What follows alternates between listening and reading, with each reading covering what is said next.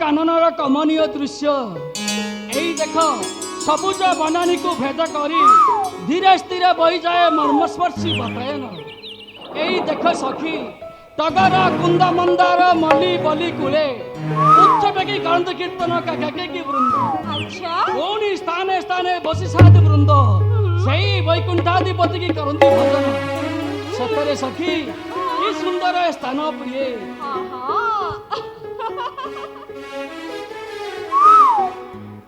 अच्छा प्रभु ये श्रीपाद सेविका जदि नथाता संगरे ताराउ कहा कर करी वनब्रह्म करंत इच्छुक किंतु प्रभु देखिए नवबन्ध दृश्य तुच्छ लगे मते अयोग्य नगर।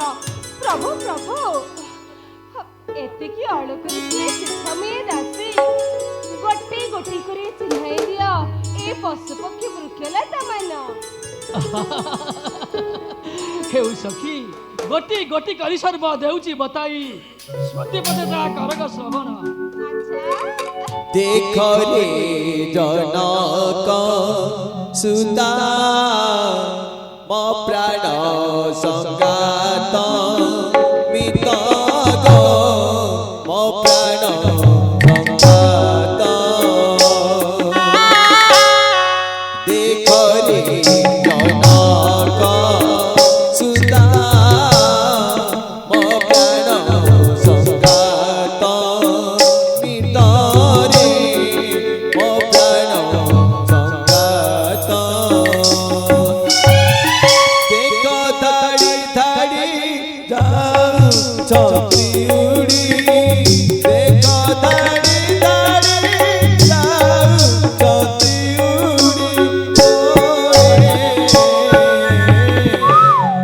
कोकिल बसंत मितरे मो प्राण संगात।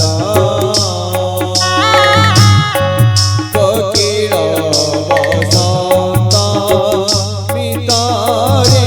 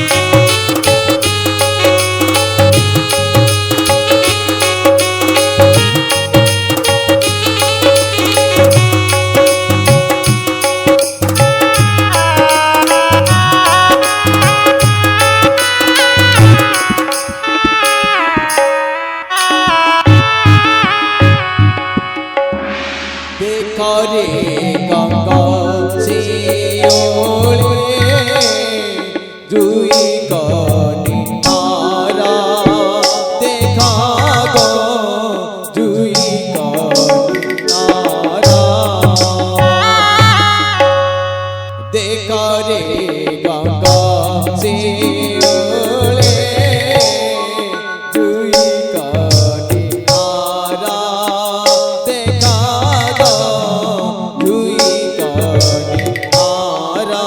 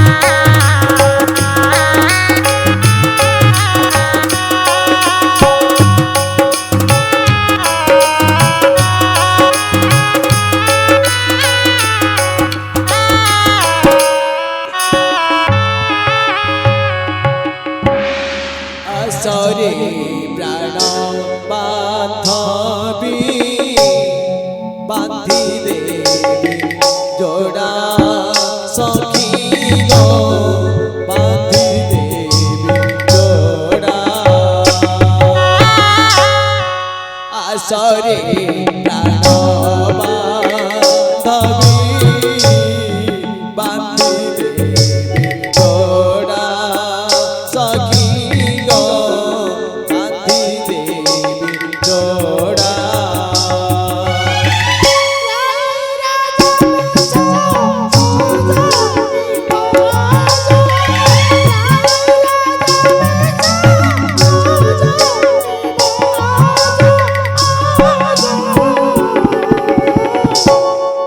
বসিল একাত ভিতরে মরার সঙ্গাত বসিল একাত ভিতরে মরার সঙ্গাত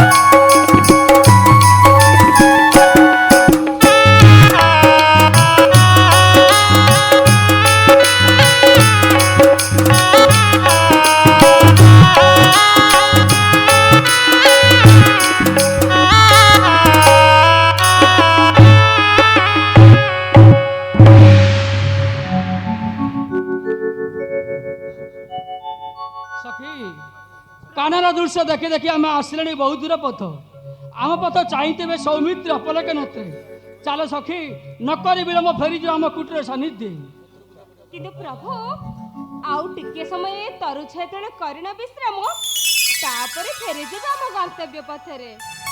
ହେଉ ସଖୀ ତେବେ ଚାଲ ସେଇ ତରୁଛା ତଳେ କିଛି ସମୟ କରୁଣ ବିଶ୍ରାମ ତାପରେ ଫେରି ଆମ ଗନ୍ତବ୍ୟ ପଥରେ।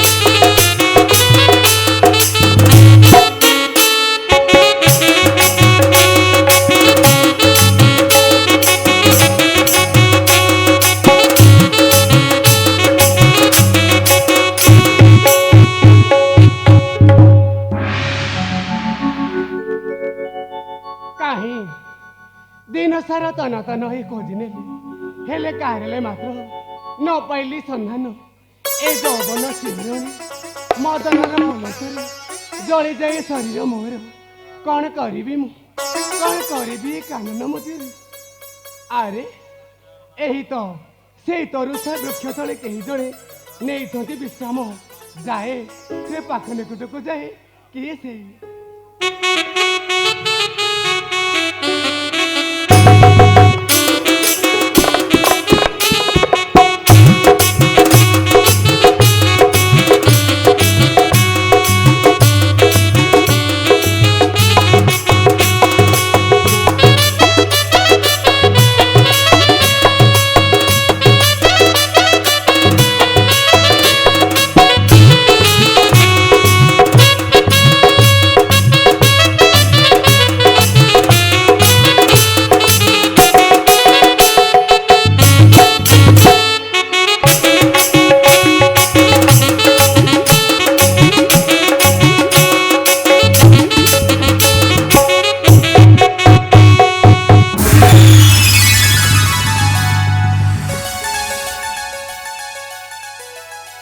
आहा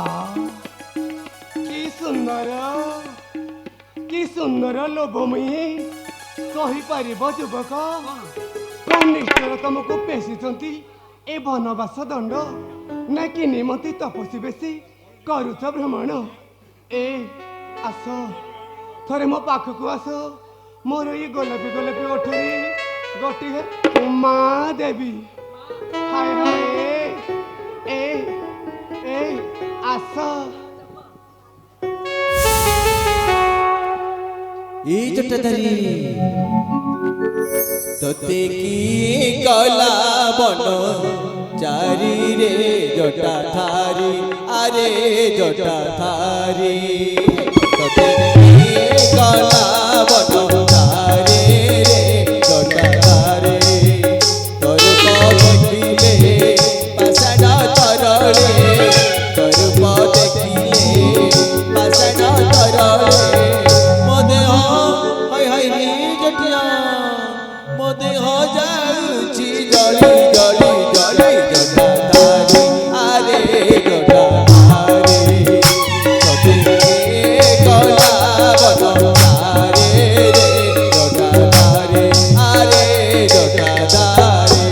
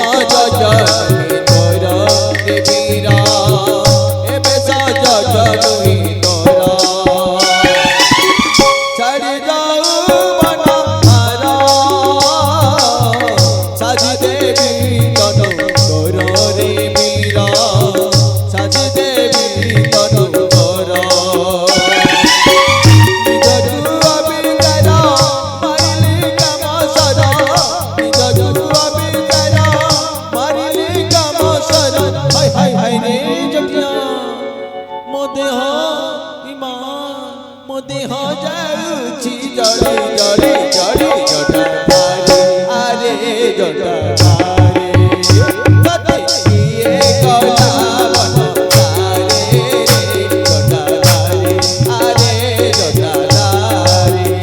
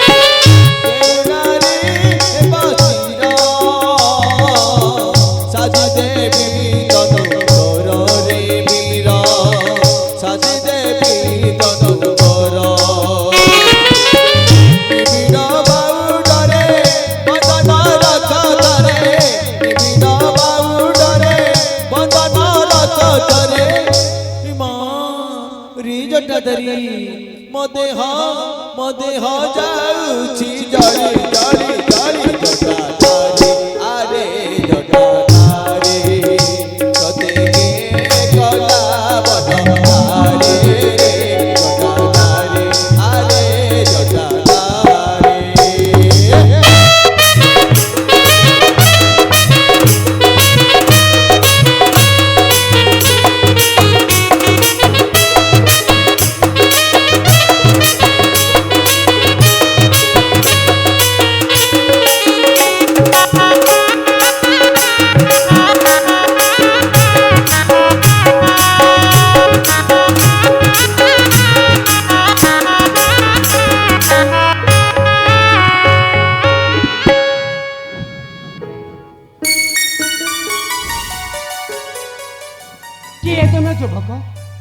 ଏ ନିଗଡ଼ ଜଙ୍ଗଲ ପଥରେ ଧରି ସଙ୍ଗେ ମାମା କିନେ ମତେ ବନ ମଧ୍ୟ କରୁଛ ବିହାର।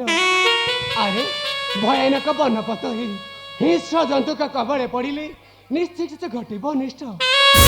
ହଁ ରାଜକୁମାରୀ ପରି ମନ ହୁଏ ମୋର କିନେ ମତେ ତପସ୍ୱୀ ବେଶୀ କରୁଛ ଭ୍ରମଣ।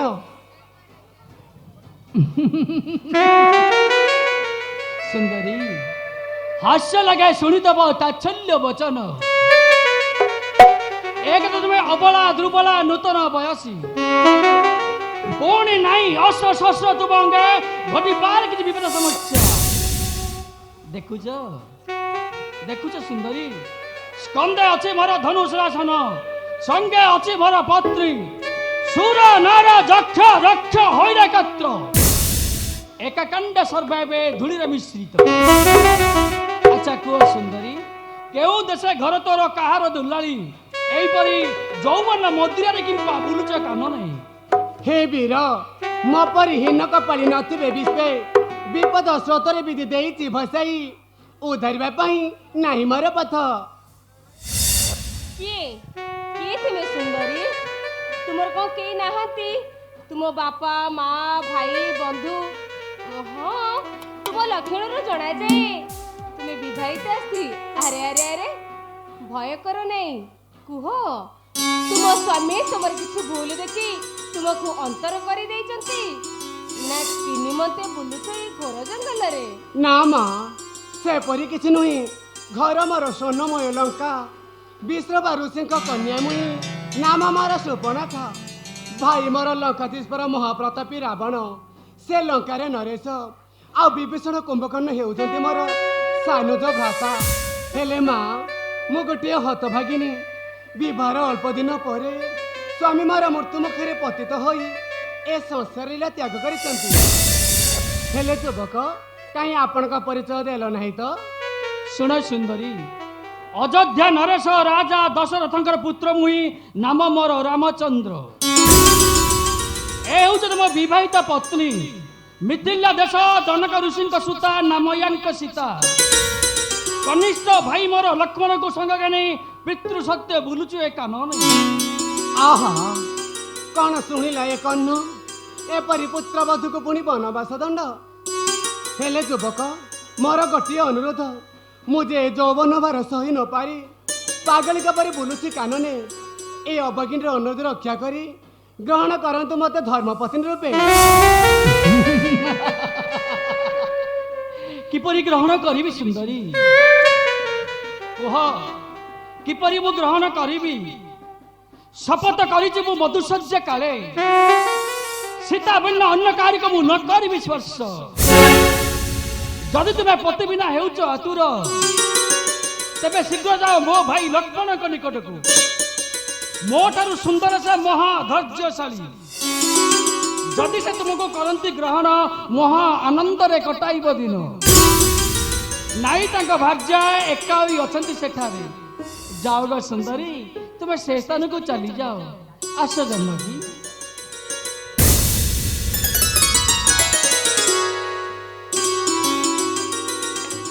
चाली जीव नहीं नहीं चाली जीव हेले धीरे मुझे बहु आसेनी आसी तुम्हारी निकटे। हाँ वीर तुम बिना मोर नाई अन्य गति तुम्हें जदि मत कर नास्ती ताले निश्चय करिबे मो आत्महत्या।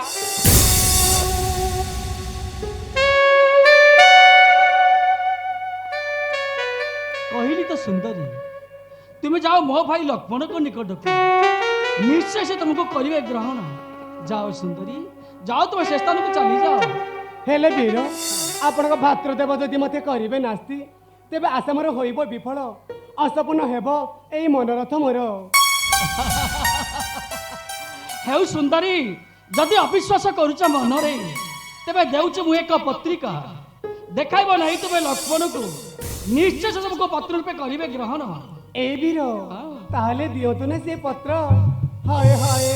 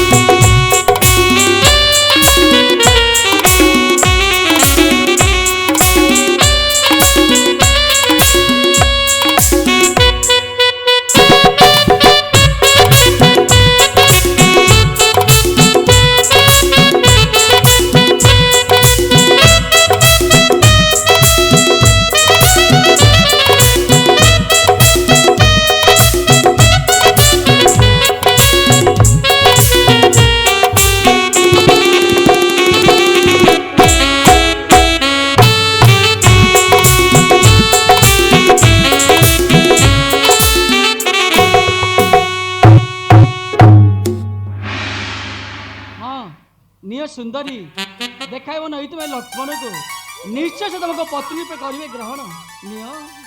अच्छा वीर हाँ। वर्तमान का आपण को भाई थे केउठारे एई देख अदूरे मो भाई आम मन किसी मिठा कोली संग्रह करुछि। हेले वीर हाँ आपण को भाई देखा को आपण पर ठीक सुंदर ना मो ठारू अधिक सुंदर ए से मते ग्रहण करिवे तो ए ग्रहण ग्रहण करी ए हाँ, करिवे ना ग्रहण करी पारंती ए मु कोन सुंदरी नो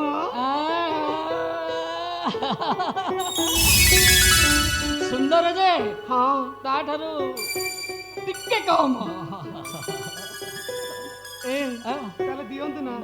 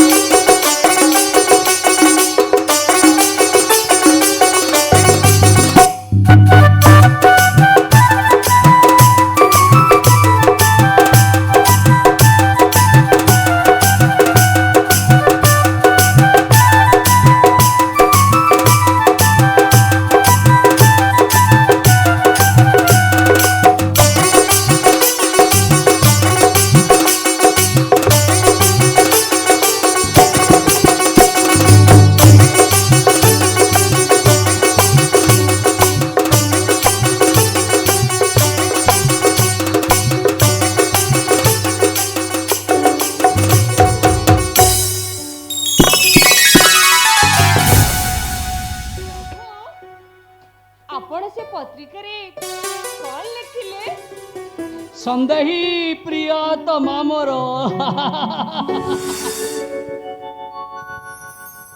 सखी सर्प क्रूर खल क्रूर सर्पात खल क्रूर मंत्र औषध वसति सर्प खल केन निवर्ज्यते। एई संसार मध्यरे सर्प हेउछि गोटे दुष्ट जीव एहीपरि नारी माने होउचंती जणे जणे दुष्ट जीव। सर्प को आम मंत्र व औषध बल बशीभूत कर किंतु ए दुष्ट स्वभाव नारी को केवे मध्य आम बशीभूत कर एमान को बशीभूत करने मुझे मो माया रचना करने को हेब। तेणु से पत्रिका मु गोटे श्लोक लिखिली जो श्लोक कि दुई गोटे अर्थ प्रकाश पाइब। गोटे अर्थ रे मो भाई शेषनाग अनंत लक्ष्मण को द्वारा यही मायावी नाशा कन्न होइब छेदन। अनेक अर्थ रे यही माया बोली बुझियो जे लक्षण याकू नहीं कानन मध्य भ्रमण करियो जहाँकि बाबू नाक श्रीदान योग्य जेसाकू बियर कानन नकर आलिंगन को चल सखी नकरी बिल फेरी जो आम कुटीर सानिध्य तेबे शीघ्र चलंतु प्रभु।